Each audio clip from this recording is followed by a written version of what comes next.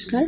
নিরামিষ দিনে ছেলেমেয়ের বায়না যে একটু রোল খাবো, তো কি করি, নিরামিষ দিনে রোল করতে বললো, তো সেই জন্য আমিও হাল ছাড়লাম না। মানে যত রকম সবজি ছিল বাড়িতে, ক্যাপসিকাম, বিনস, গাজর, লাল বিট, তারপর আলু, সব রকম, টমেটো সব কেটে নিয়েছি।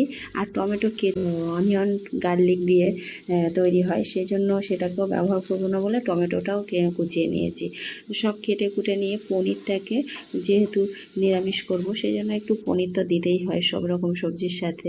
আর আমার ছেলে মেয়ে পনির রোল খেতে ভীষণ ভালোবাসে। পনিরগুলোকেও বেশ সুন্দর করে লম্বা লম্বা করে কেটে নিয়েছি। নেওয়ার পরে রিফাইন তেল দিয়ে কড়াইতে সব সবজিগুলো একে একে ভেজে নিয়ে আর সবার শেষে টমেটোটা দিয়েছি। মানে টমেটোটা একটু হালকা গোটা থাকবে, অথচ সসের কাজটাও হয়ে যাবে টমেটো দিয়ে। তারপরে একটু নুন হলুদ দিয়ে আর ভেজে নিয়ে পুরো সবজিগুলো ভেজে নিয়ে তাতেই পনিরটাও ভেজে নিয়েছি। একটু পনিরটা বেশি ভাজবো না, হালকা করেই ভেজে নিয়েছি নুন হলুদ দিয়ে। ভেজে নিয়ে তাতেই ওই পনিরের পরেই আবার সবজিগুলো দিয়ে আবার একটু নাড়াচাড়া করে নিলাম। মানে পনির আর সবজিটা একসঙ্গেই করে নিলাম।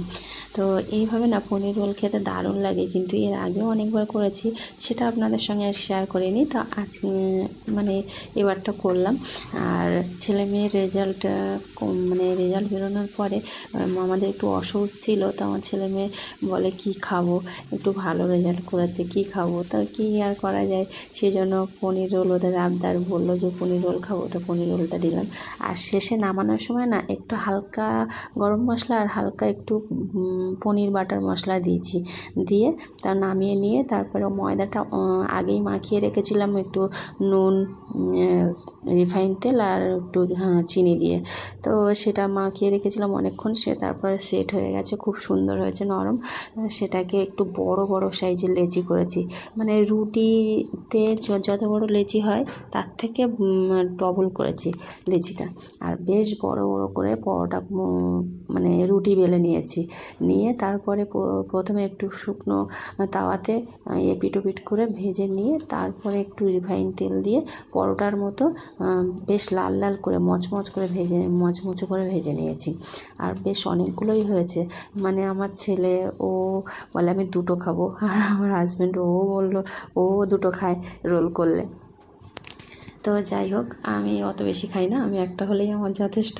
তো যাই হোক, সবগুলো পরোটা ভেজে নিয়েছি আর মচমচে লাল লাল করে ভেজে নিয়েছি। নিয়ে তারপরে ছেলে মেয়েকে খেতে দিলাম। প্রথমেই ছেলে মেয়েকে খেতে দিলাম। তো ছেলে মেয়ে মানে খেয়ে কি বললো সেটা দেখুন। ওদের তো ভীষণ ভালো লেগেছে। আর এইভাবে না সবজি, যেসব বাচ্চারা সবজি খায় না, এইভাবে খাওয়াবেন, বেশ দিব্যি মানে সুন্দর করে খেয়ে নেবে, বেশ ভালোভাবেই খেয়ে নেবে, কিচ্ছু বলবে না। তো আমার ছেলে মেয়ে খেয়ে কি বললো সেটা দেখুন। আর শসা দিয়েছি, মানে পেঁয়াজ তো দিতে পারবো না, কাঁচা লঙ্কা আর একটু শসা দিয়েছি। আর টমেটো কেচাপ তো দিইনি, টমেটো দিয়েছি বলে। তো পনিরটা জাস্ট অসাধারণ হয়েছিল খেতে, জাস্ট ফাটাফাটি হয়েছিল। একবার হলেও এইভাবে পনির রোল করে আপনারা খেয়ে দেখবেন, সত্যি ভালো লাগবে। আর বাচ্চারাও বেশ সুন্দর করে খেয়ে নেবে।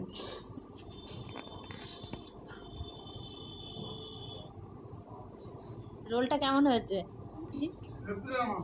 হেভি খেতে? তাই? আমি তো কিন্তু দেইনি, সস ফস কিছু দেইনি, টমেটো দিয়েছি। ভালো খেতে হচ্ছে। তো এবারে আমি আর বাদ বাকি রোলগুলো বানিয়ে নিই, আমার শাশুড়িকে দেবো, ওকে দেবো, আমি তারপরে খাবো। আপনারা একবার বাড়িতে ট্রাই করে দেখবেন, এটা হেভি খেতে। সবজি, বাচ্চারা যদি সবজি না খায় এইভাবে করে